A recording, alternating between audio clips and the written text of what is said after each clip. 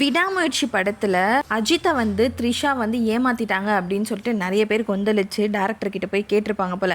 அந்த பிரகாஷ்ன்ற கேரக்டர் யாரு அப்படின்ட்டு. அதுக்கு மகிழ் திருமேனி என்ன ரிப்ளை கொடுத்திருந்தாருன்னு பார்த்தீங்கன்னா, இந்த படம் வந்து பிரகாஷ் பத்தினது கிடையாது, ஸோ அந்த கேரக்டரை நான் வெளிப்படுத்த விரும்பல. இந்த படம் முக்கியமா அர்ஜுன் அண்ட் கயலை பத்தி, அவங்களோட லவ் மேரேஜ்ல ஒய்ஃப் வந்து அந்த மேரேஜ் லைஃப் ஒழுங்கா போகல, அதுல வந்து வாக் அவுட் ஆகணும்னு நினைக்கிறாங்கன்னா அவங்க ஃபீலிங்ஸை மதிக்க வேண்டியது ஒரு ஹஸ்பண்டோட கடமை. ஸோ அவங்க டிவோர்ஸ் கேட்டால் இவர் கொடுத்து தான் ஆகணும். அது மட்டும் இல்லாமல் இவர் இன்னொரு ரிப்ளையும் கொடுத்துருக்காரு. அந்த மாதிரி ஒரு கேரக்டர் அங்கே எக்ஸிஸ்டாகவும் இருக்கலாம், அப்படி இல்லைன்னா கயல் வந்து அஜித் கிட்ட போய் கூட சொல்லியிருக்கலாம் அந்த மேரேஜ் லைஃப் விட்டு போகணும் அப்படிங்கிறதுக்காக.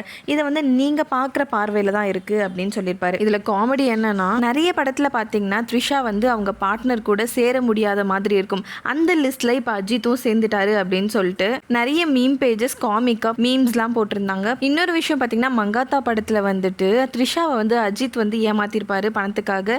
அண்ட் அதுக்கு வந்து த்ரிஷா இந்த படத்தில் பழி வாங்கிட்டாங்க அப்படின்ற மாதிரி நிறைய காமெடியான மீம்ஸ்லாம் பார்க்க முடிஞ்சது சோஷியல் மீடியாவில். இந்த மாதிரி நிறைய இன்ட்ரெஸ்டிங்கான நியூஸ் உங்களுக்கு வேணும்னா நம்ம சேனலை ஃபாலோ பண்ணிக்கோங்க.